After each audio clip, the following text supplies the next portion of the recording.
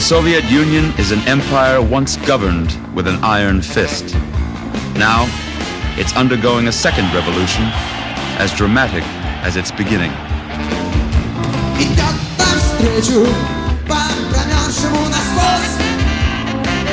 This is a story of a journey through a once closed society aboard the legendary Trans-Siberian Express.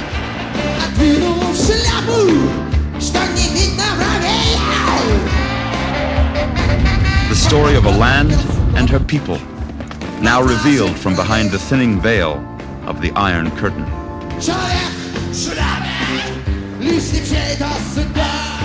Theirs is a future that's uncertain.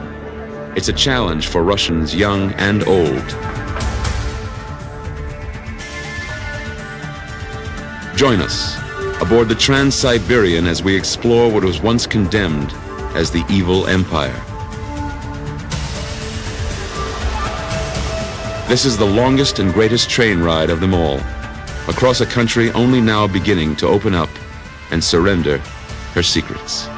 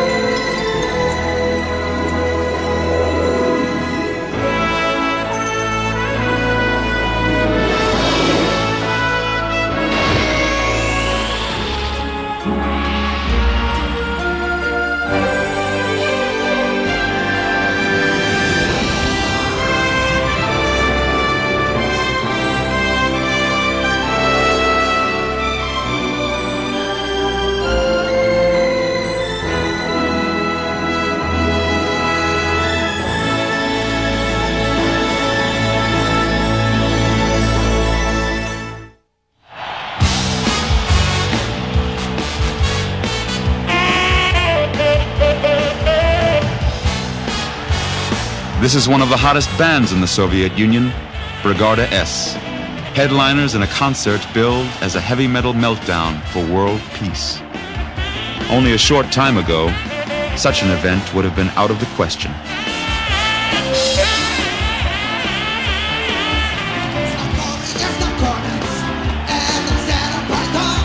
Over 100,000 fans turned out to celebrate in the spirit of Glasnost.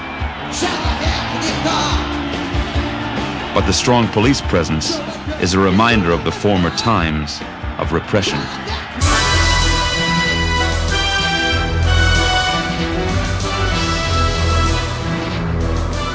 The guard still changes on the hour at Lenin's tomb in Red Square, though some say not for long.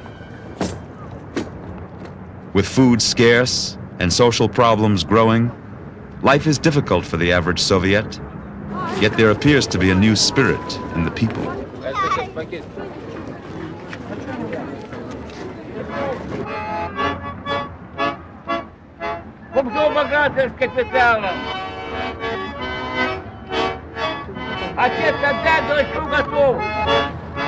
Our journey across the new Soviet Union starts here at Yaroslavl Station in central Moscow. People from all across the country pass through Yaroslavl, from its many republics and hundreds of ethnic groups. Soviet trains carry 4.5 billion passengers a year.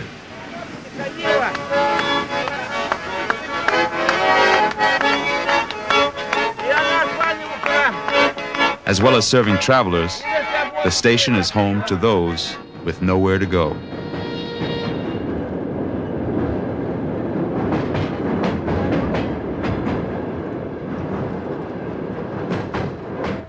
Passengers boarding the Trans-Siberian for Vladivostok are about to lose their freedom for the next 7 days.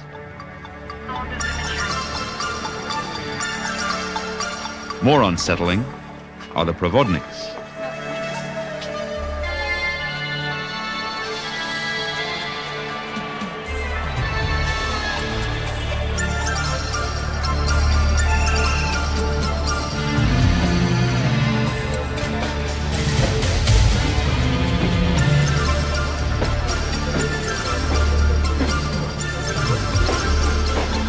The Trans-Siberian Express will rattle across the continent through 7 time zones, with only a few brief stops along the way.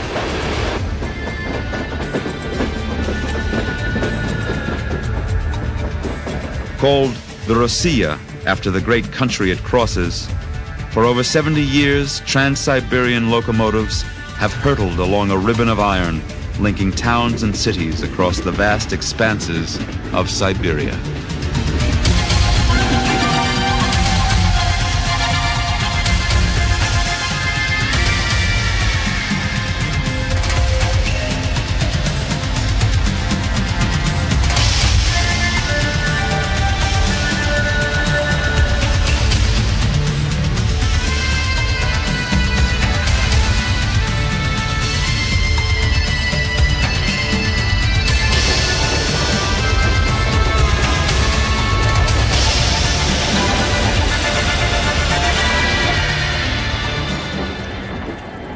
The Provodnik welcomes passengers with a cup of tea. It's important to stay on her good side. She is carriage commandant for the next 7 days. She keeps order, distributes bedding, maintains the toilets, and keeps the carriage warm in winter.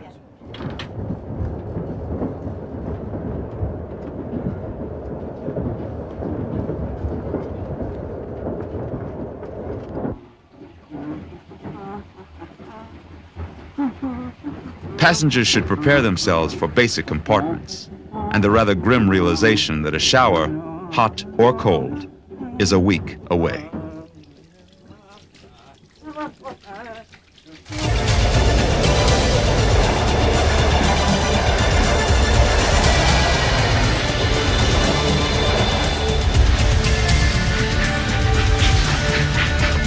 It took 25 years to complete the Trans-Siberian Railway. The first sod was turned in 1891, and work was finished in the last year of the Tsar's rule in 1916.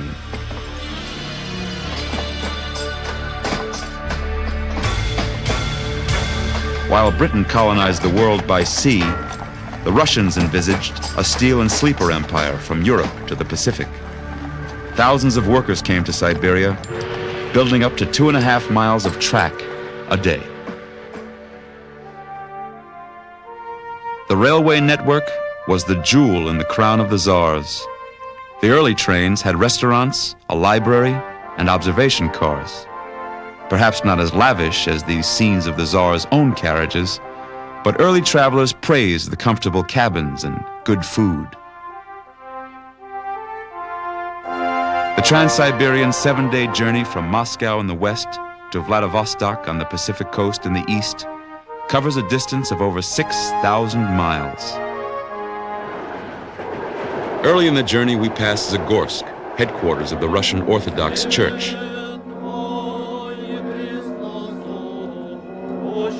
After the revolution of 1917, the Soviet Union became an atheist state. Many of the finest churches in the country were destroyed.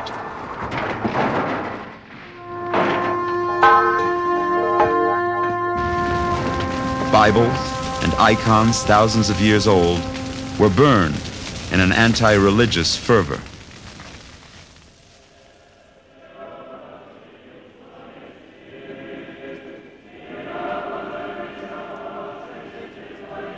Zagorsk, with its magnificent buildings and unique icons, survived. Today, new laws are in place which allow freedom of religious expression.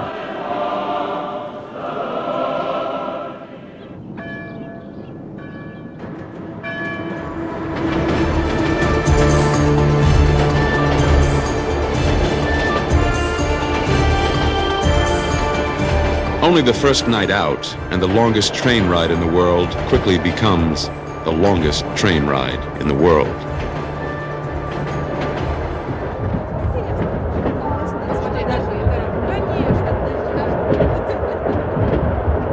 For many passengers returning home to distant towns and cities, the romance of train travel quickly disappears as this little village on wheels snakes its way towards Siberia.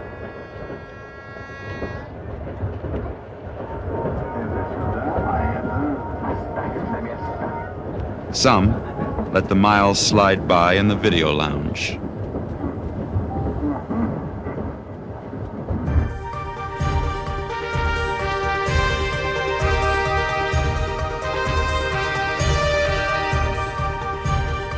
In times past, Russians would stand and take their hats off when they crossed this river.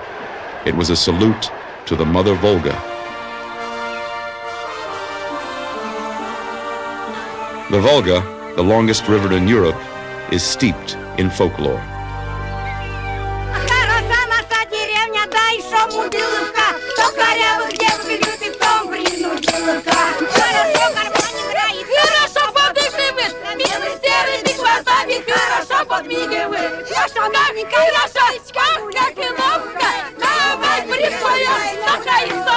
Villages like these have stood along the Volga for centuries, tiny outposts of ancient history.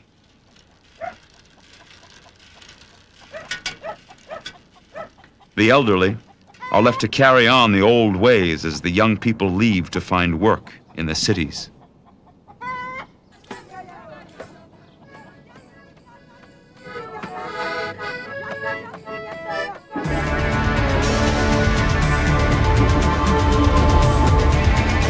Nearly 2 days from Moscow, we reach the Ural Mountains, where the boundary between Europe and Asia is marked by an obelisk.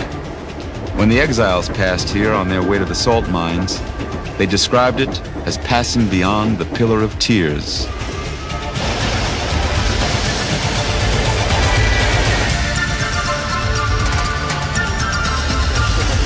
For those who travel on this train, Siberia is more than just a name. It's a last frontier, the new Texas, full of wealth, myth, and tragedy. This young girl is returning home to a village near the Arctic Circle. In the past, she could have looked forward to a Siberia of forests and rolling farmlands, but much of that heritage has been denied her.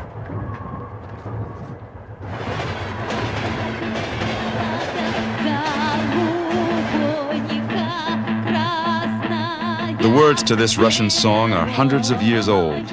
Two young lovers are compared to the trees, the river, and the warmth of life in the village.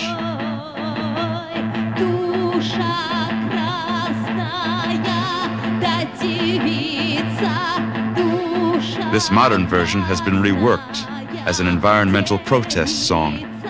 The elements, earth, wind, and fire, have new meaning.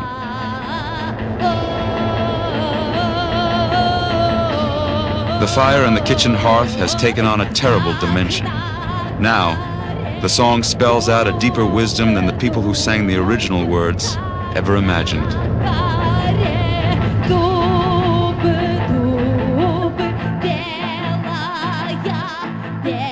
We are crossing Tyumenskaya Oblast.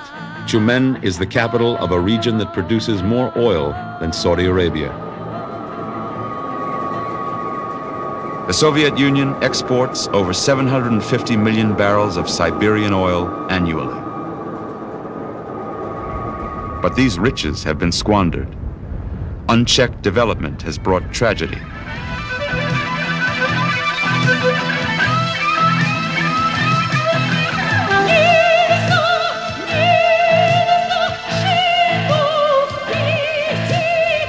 This flame is literally money burning. Natural gas is burned off, leaving the atmosphere polluted with chemicals. Oil escapes from broken pipes buried underground. Huge forest fires break out. Lakes are filling with oil. The poor state of the economy offers no immediate solution. But with Glasnost, the Soviet people are now becoming aware of the threat to their environment.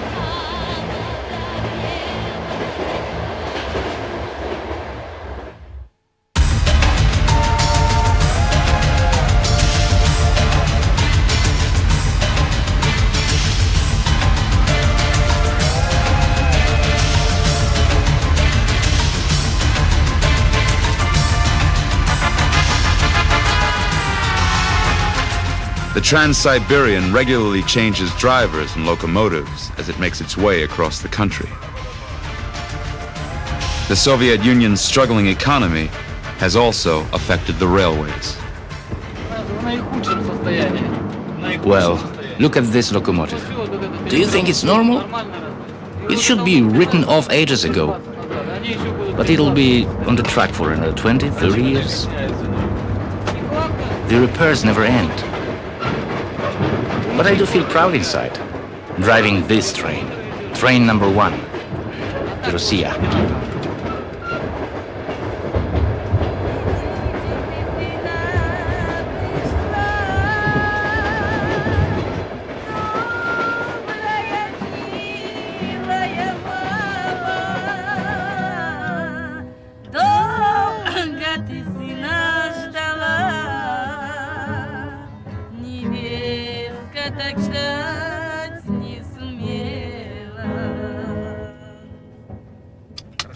Gypsies once crossed Siberia in wooden caravans. Now they travel on the Russia.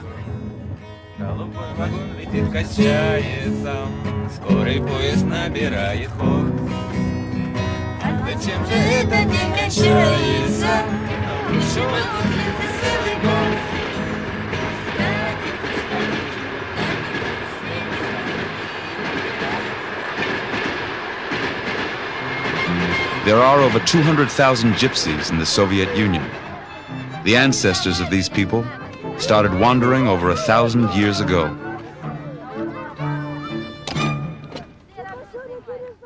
Nikolai is the leader of this group. The scholars say ours is a dying race. They say we'll intermarry with Russians and others. But this is something in our blood. We'll never marry Russians or any others. I will marry a full-blood gypsy, and our children will be full-blooded gypsies. And one day we'll have an autonomous republic of our own as well. The gypsies, along with many others, suffered badly at the hands of this man, Joseph Stalin. To achieve his grand plans, he jailed his enemies by the thousands, using them as convict labor. Millions were sent by train to Siberian labor camps. Ordinary people lived in fear. Innocents were convicted on trumped-up charges. Freedom of thought was smashed by the dictator's iron fist.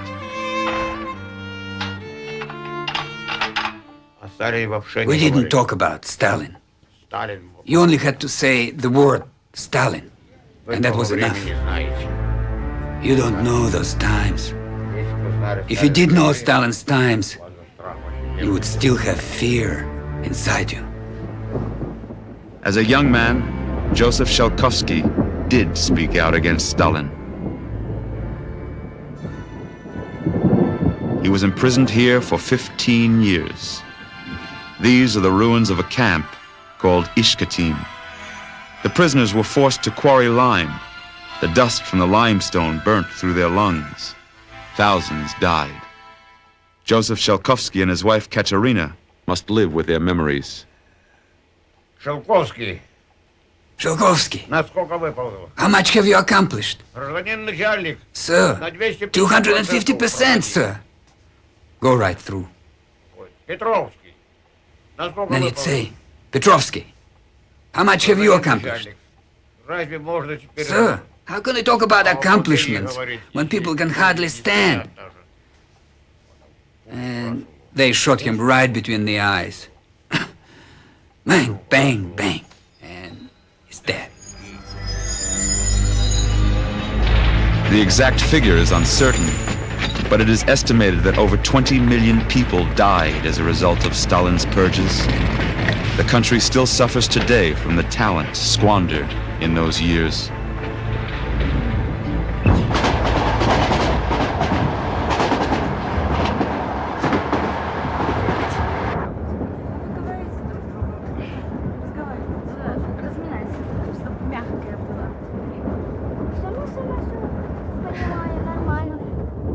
Oksana and Christina are heading to Novosibirsk to start the new term at the city's famous ballet school.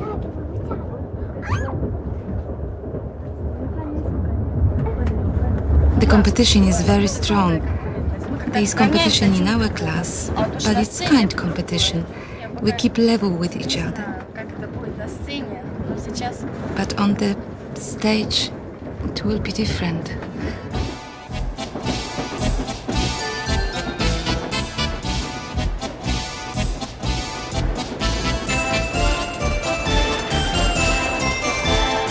We are nearly halfway across Siberia, over 2,000 miles from Moscow. Novosibirsk is Siberia's largest city. Its workers are mostly employed in the steel and chemical industries. But there is more to this city than heavy industry. Novosibirsk offers a world-class ballet school.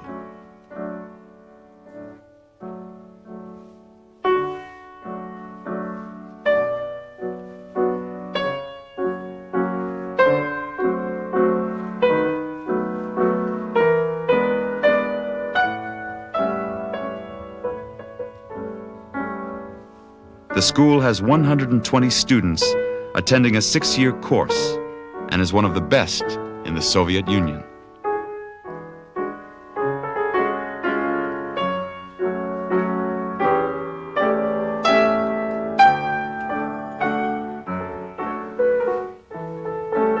Oksana is 16 and in her final year. Yes, it's a good school. People that graduate from here get good professional grounding. They are ready for the big stage. They prepare many good graduates here. We travel to festivals and to competitions. It develops your worldview.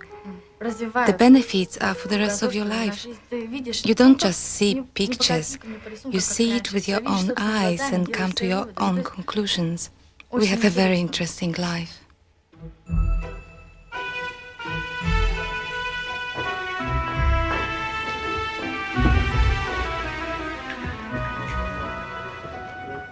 I think I should make it. I really hope I do.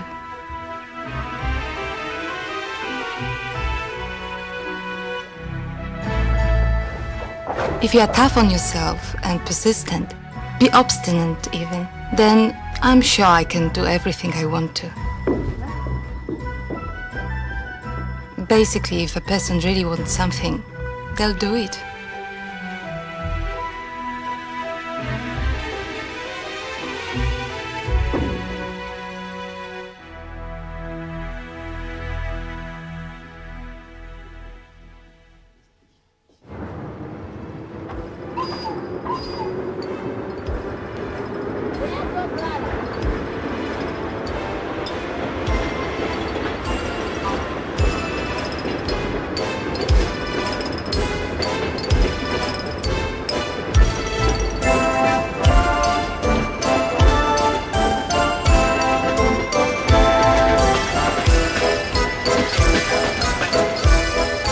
Leaving Novosibirsk, we continue on towards the Pacific coast and the once forbidden city of Vladivostok.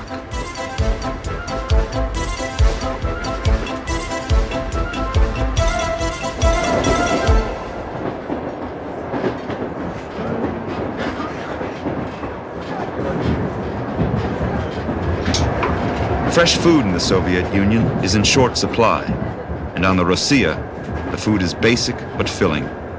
Mostly stew and bowls of borscht. On some sections of the journey, there are 2 dining cars, one for Soviet citizens and the other for tourists. This anachronism stems from the time when locals had limited access to foreigners.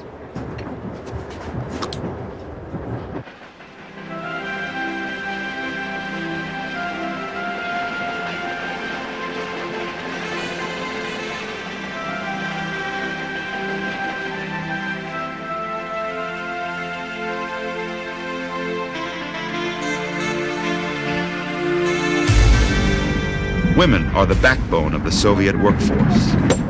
On the railways, they do much of the heavy, dirty work, often laboring in gangs maintaining the tracks. The male population was decimated during Stalin's purges in World War II, and today women outnumber men by more than 20 million. Larissa Lanjuk is 22 years old and has been working as a track fitter since she was 17.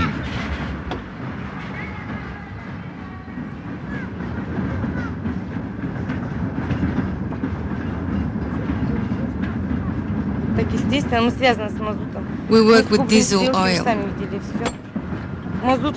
Scrape the railway points. Our sleeves are soiled, our pants are filthy.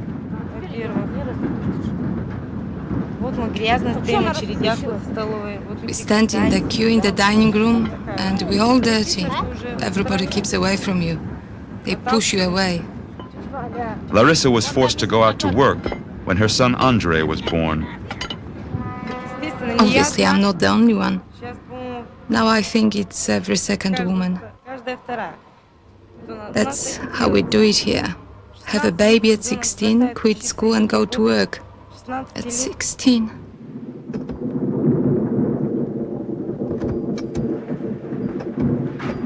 In a society with virtually no sex education, and where the average woman has as many as 7 abortions in her lifetime, change is long overdue.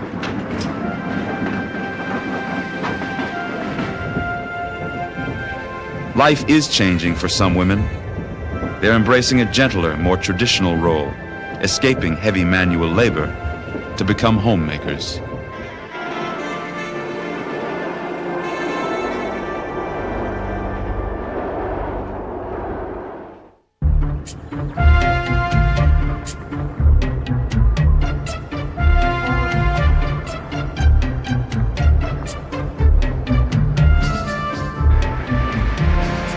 The Trans-Siberian Express has reached Irkutsk, a city with a rich cultural history.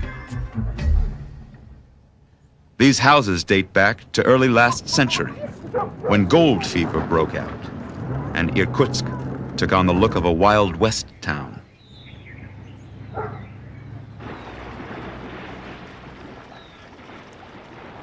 Irkutsk began as a stopover for caravans bringing tea from China to Europe, and later became known as the Paris of Siberia.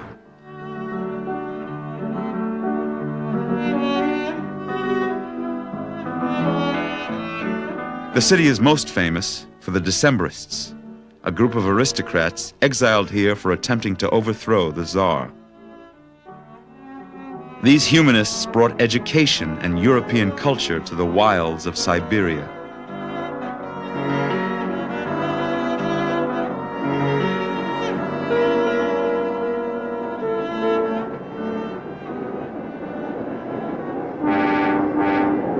Near Irkutsk is Lake Baikal, a Soviet treasure and one of the world's most spectacular lakes.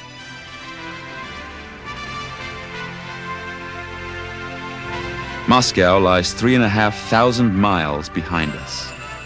Ahead lies the frozen landscape of an eastern Siberian winter as we continue our journey on to Vladivostok.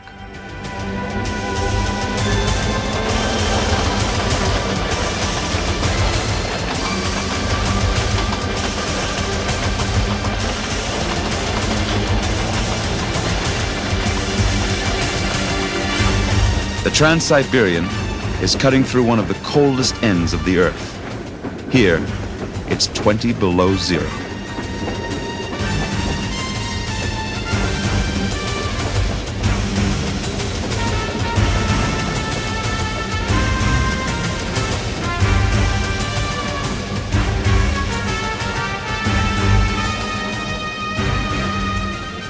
Half a day's journey from Lake Baikal is Lake Kotokel. Here, horses are used for traditional ice fishing. Under this vast sheet of ice hangs over 2,000 feet of net in an arc across the lake.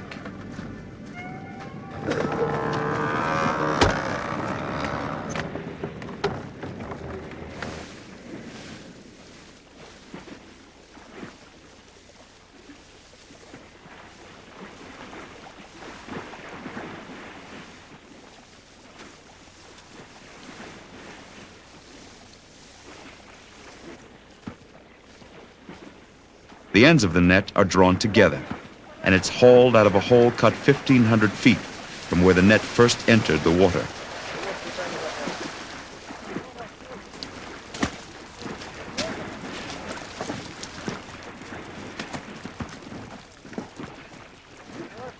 The fish is called chabak. Some days, they'll catch more than a ton, most of which will be shipped to Moscow.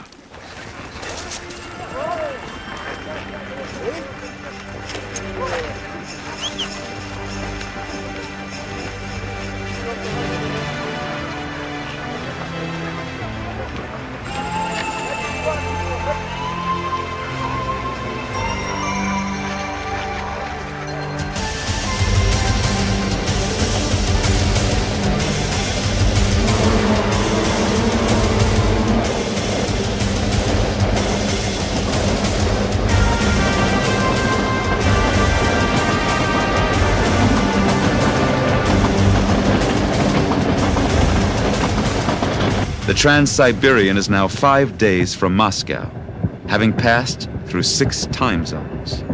Vladivostok is still 2,500 miles away.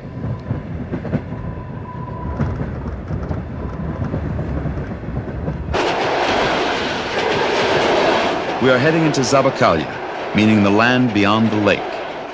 It's home to a large ethnic minority known as the Buryat. Originally of Mongolian descent, the Buryat can trace their ancestry back to Genghis Khan. Today, they have large farmlands. In the winter months, their sheep are kept out of the cold, while their horses run wild until spring.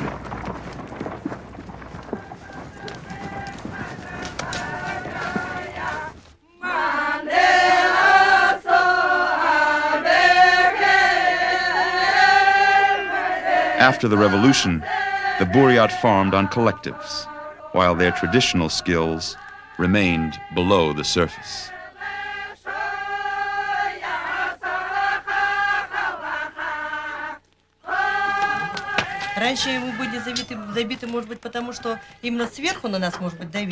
Well, in the past we were oppressed because they pressured us from the top. And with perestroika, well, democracy gives us glassness, and we all express our opinion as we wish.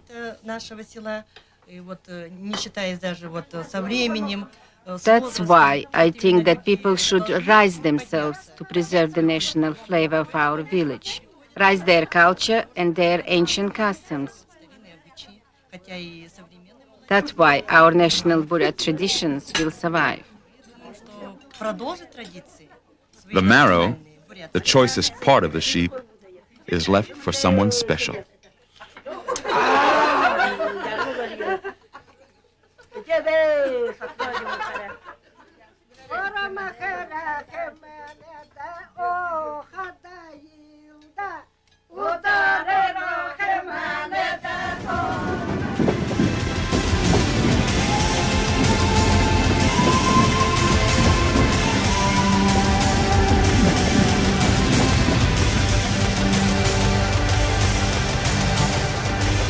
Just to the south of here lies China. Defense in this part of the Soviet Union has always been vital. There are many army bases between here and the Far East.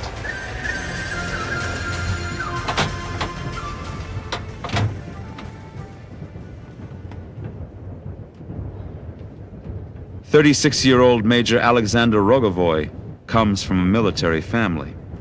His father and grandfather were both soldiers. He is a regiment commander at a base situated on the Trans-Siberian, less than 70 miles from the Chinese border. Cutbacks to Soviet military spending have seen his troops reduced from 2,000 to 200 soldiers. The actual quantity doesn't determine the army's fighting efficiency. In other words, the time is long gone when you could win a battle with numbers. Now, the human being is still the main factor, but it's a human being with technology.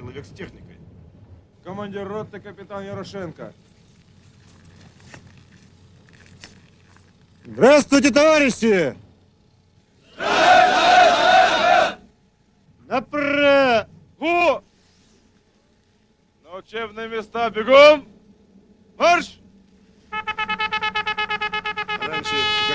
Before, as the West had distorted information about us, so did we about the West. And now the thinking has changed and we learn more. Now that the borders have opened up, people relate to each other. Everything's changing.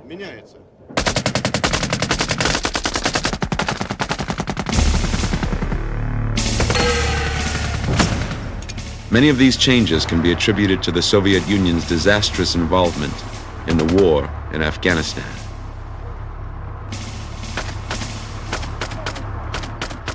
This war was a mistake, and indeed, the war was illegal. Now, this issue has been basically settled, but of course, it's left an imprint.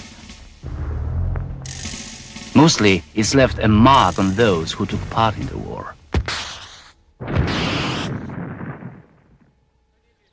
These young men fought in Afghanistan. Like some of their counterparts in the West who served in Vietnam, they still suffer the psychological scars of war. I begin to really hate.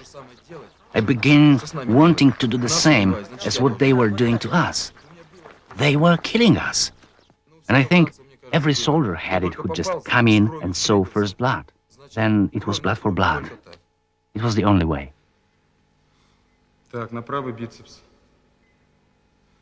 Like many Vietnam veterans, some feel rejected by their country.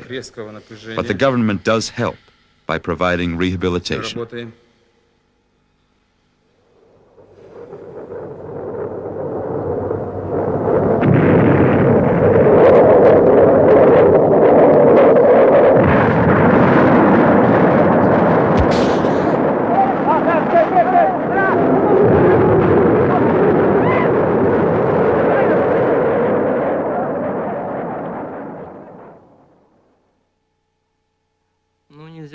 I can't say that we won, and I can't say that we lost.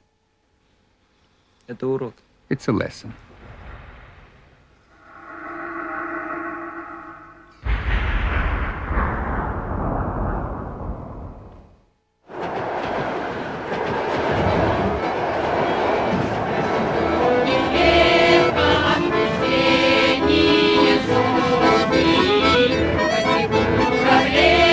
East to the city of Chita, built on the banks of the Chitinka River. It's a hard life here, but the pride that people feel for their country is mirrored by the local railway workers' choir as they sing of their beloved Russia.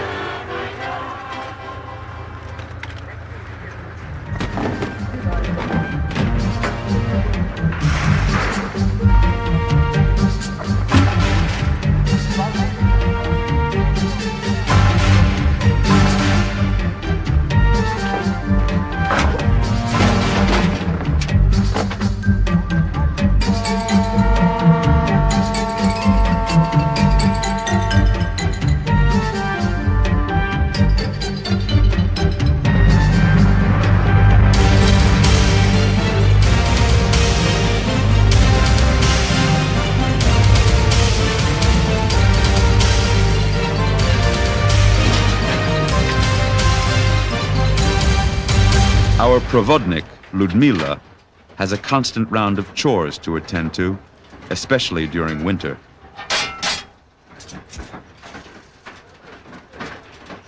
She used to work in the building industry. Now she leaves her husband behind in Moscow to travel on the Rossiya. Like many people her age, Ludmila has a fondness for the old days, the days of Stalin. It was more order in the country. His fault, as they say, was there were many repressions. Many repressions. That was the only thing. But we had order in the country. Yes. And we could buy everything in the shops. But at the moment it's very difficult. The country's in decline. Time will tell. With time we'll see. It's hard to know now what will happen in the country.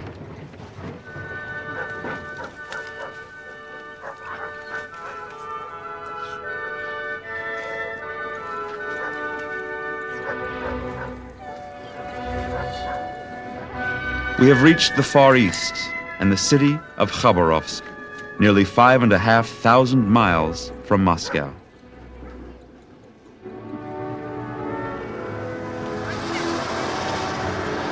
Khabarovsk was once a fur trading center. Now, its population of 600,000 welcome people with a warmth and spirit not seen in the large cities on the other side of the country.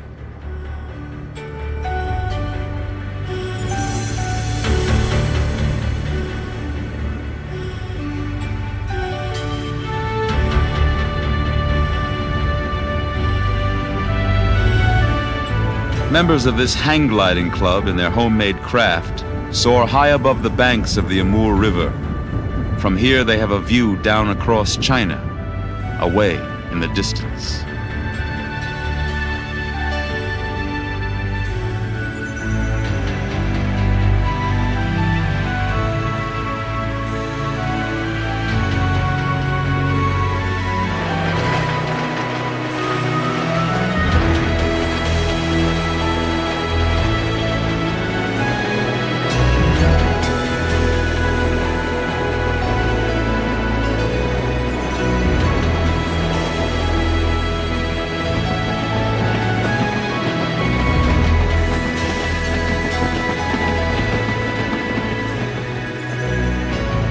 We have reached the Pacific Ocean. The Trans-Siberian 7-day journey across the Soviet Union will soon come to an end. After traveling over 6,000 miles, there is a sense of satisfaction, even relief, in reaching the ocean at last.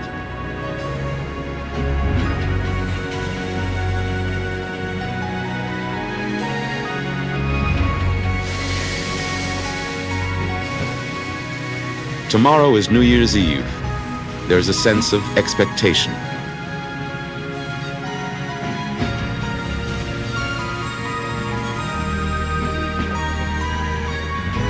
Few foreigners have ever received a warm welcome in Vladivostok, because officially, this has been a closed city. Authorities were nervous about outsiders watching the comings and goings of the warships, which make up the Pacific Fleet, the largest in the Soviet Navy.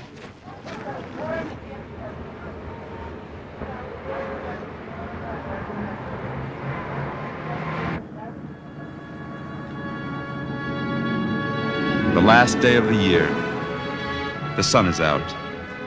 Vladivostok has the relaxed charm of a harbor city.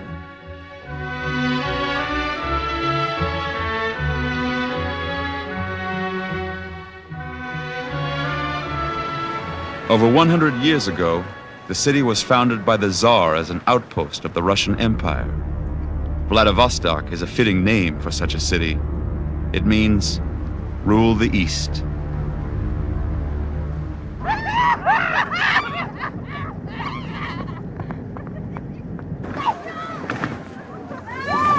Tonight is New Year's Eve, the festive occasion of the year.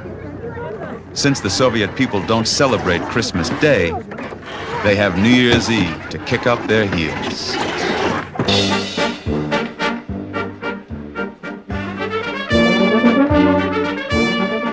Vladivostok is a city dominated, like all others, by the Communist Party and its officials. We have traveled across this immense country and seen an empire on the brink of the unknown, a society facing huge problems, not the least of which is simply feeding its people.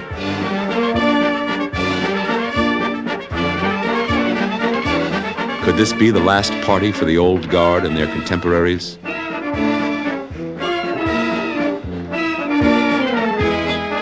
Is this the last waltz for communism?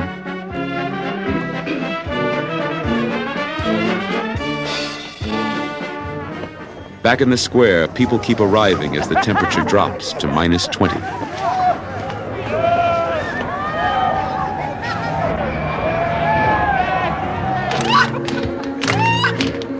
Although the champagne isn't open till midnight, things are hotting up. No matter what the hardships and political uncertainties, Russians love to party.